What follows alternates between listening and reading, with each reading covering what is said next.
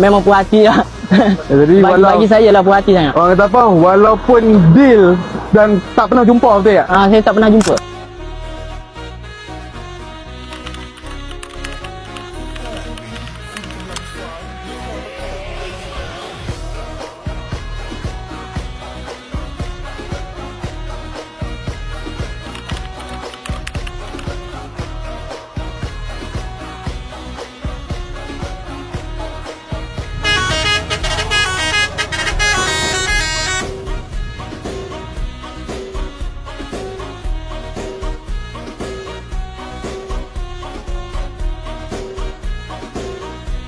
Yang saya jumpa kali pertama dekat sini lah. Ni kali pertama.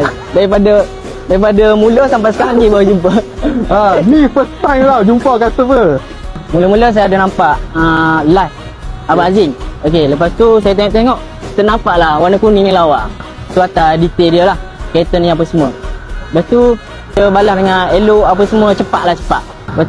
Lepas tu kita booking kan. Kita booking terus kan. Lock hari yang sama juga. Saya yang berurusan dengan ni semua okey, tak ada masalah. Deposit semua semua tak ada masalah. Deposit pun bukan sikit, betul tak? Banyak.